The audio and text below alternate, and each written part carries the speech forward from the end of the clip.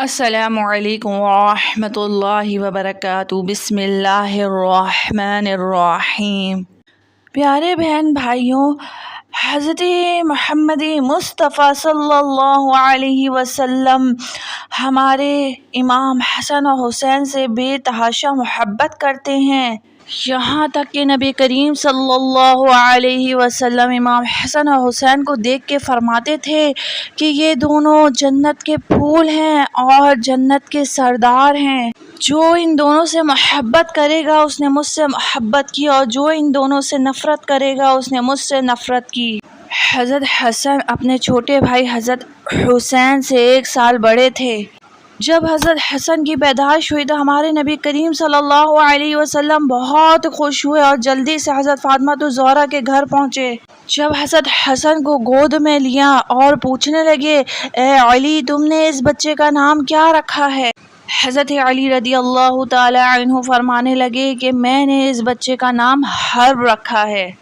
آپ علیہ الصلوۃ والسلام نے فرمایا، نہیں، یہ تو حسن ہے۔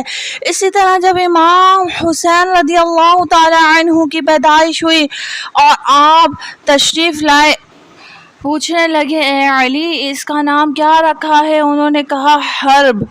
نبی کریم صلی اللہ علیہ وسلم نے فرمایا، نہیں، اس کا نام تو حسین ہے۔ پیارے بہن بھائیوں، نبی کریم صلی اللہ علیہ وسلم امام حسن و حسین سے اس قدر محبت کرتے تھے کہ ایک مرتبہ صحابہ کرام علیہم رضوان کے ساتھ مسجد میں بیٹھے ہوئے تھے، تب امام حسن کے رونے کی آواز آنے لگی۔ نبی کریم صلی اللہ علیہ وسلم جلدی سے اٹھ کر حضرت فاطمہ الزہرا کے گھر پہنچے اور کہنے لگے، اے فاطمہ، میرا بچہ کیوں رو رہا ہے؟ کیا تمہیں نہیں پتا کہ حسن کے رونے سے میں بے چین ہو جاتا ہوں؟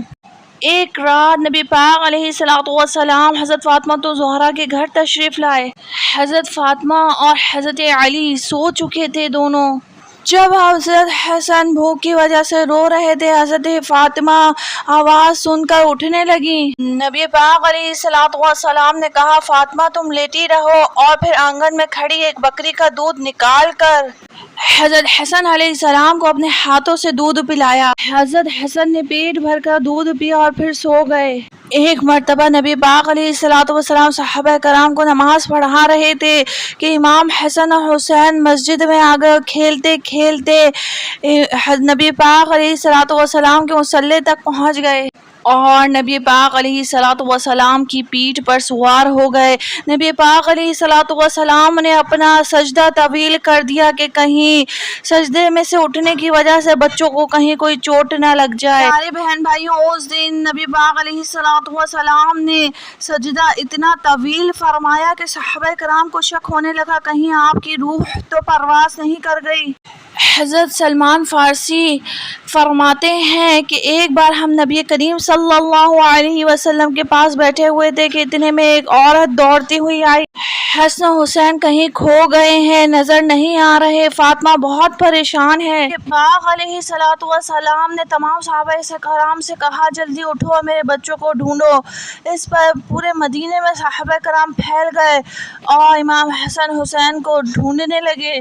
حضرت سلمان فارسی فرماتے ہیں کہ میں نبی پاک علیہ الصلوۃ والسلام کے ساتھ چلنے لگا، یہاں تک کہ دور ایک پہاڑ کے اوپر پہنچ کر دیکھا کہ امام حسن اور حسین ایک دوسرے سے چمٹے کھڑے ہیں اور سامنے ایک کالا ناگ کھڑا ہے جس کے منہ سے آگ نکل رہی ہے۔ یہ آگ اللہ تبارک و تعالیٰ نے بھیجا تھا تاکہ امام حسن اور حسین جنگل کی طرف نہ جا سکیں۔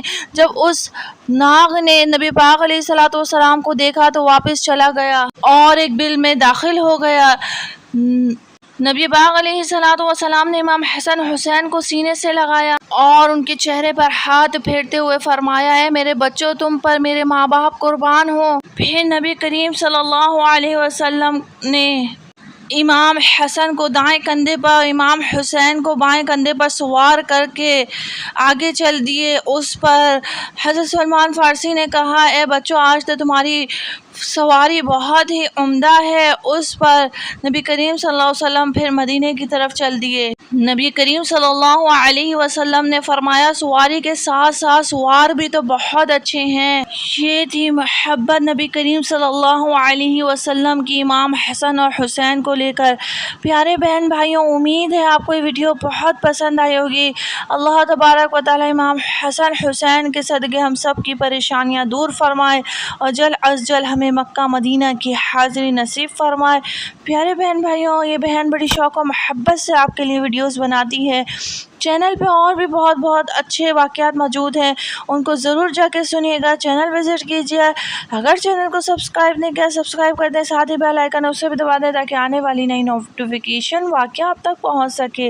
اور ثواب جاریہ کی نیت سے ویڈیو کو لائک اور شیئر کر دیا کریں کہ دین کو پھیلانا بہترین ترین صدقہ ہے اور یہ ثواب جاریہ بھی ہے۔ اگر کوئی بات کسی کے دل پر لگ گئی اور وہ اس پر عمل کرنے لگ گیا تو بے شک اللہ تبارک و تعالی جب تک وہ عمل کرتا رہے گا ہمارے نامہ اعمال میں بھی نیکیاں لکھتا رہے گا۔ سبحان اللہ، اچھی بات سن کر سبحان اللہ کہہ دیا کریں۔